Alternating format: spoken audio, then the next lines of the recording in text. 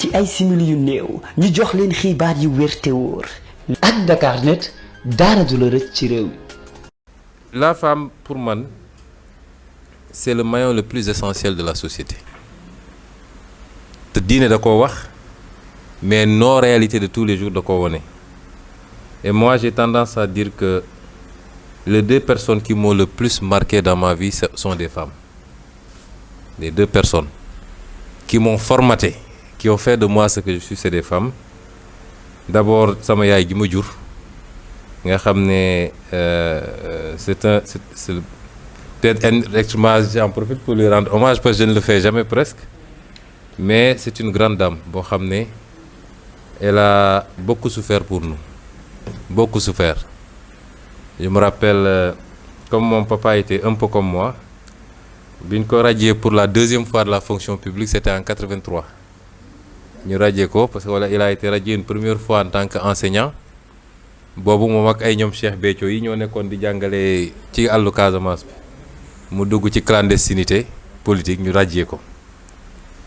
Alors après mu ñëwaat def concours ENEA cadre de Bambey génn liggéey en 83 pour une affectation qu'il refusait ñu radié waat ko une deuxième fois. moo tax biñ ma radié gars yi dem kër ga di wax sama yaay daf leen ne c'est une tradition chez nous miin nañ ko. biñ ko radié waatee ça a été difficile évidemment parce que c'était un couple de fonctionnaires moins.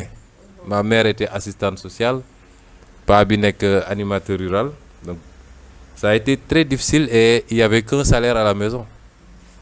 Et plus tard quand je regardais le bulletin de ma mère je me disais ça c'était un salaire de fonctionnaire.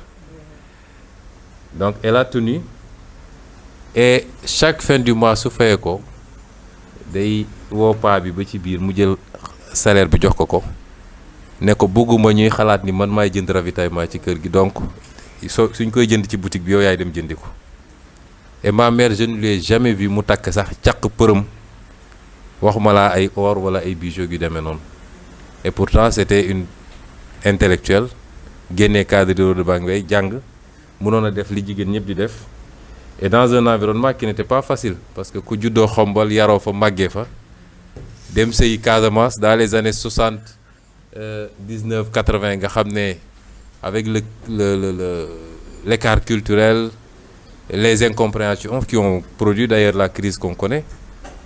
Mais cette femme m'a beaucoup marqué te jàngaluñu lu dul liggéey jub doylu surtout doylu. Et jusqu'à présent elle me marque parce que ñii ñëpp xam nañ ko. Elle est imperturbable parce que man si j'avais une mère fragile j'aurais raccroché depuis longtemps.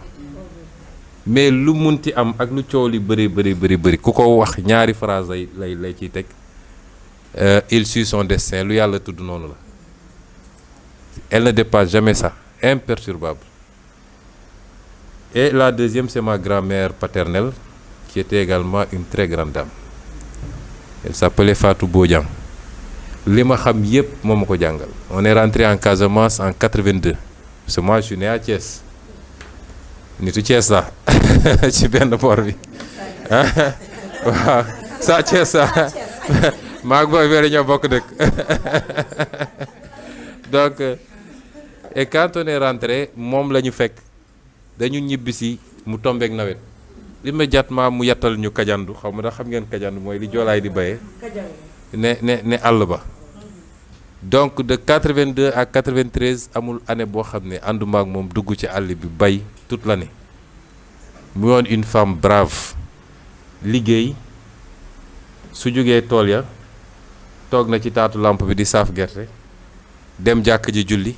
Elle était tout le temps de blanc vêtue et bi mu demee ba sentir ni jege na dafa ñëw fekk sama yaay mu ne ko Kadi dégguloon olof bu baax nag mu andi perkaalam mu ne ko man bu dee buggul kenn jënd tissu bii lañ may suule.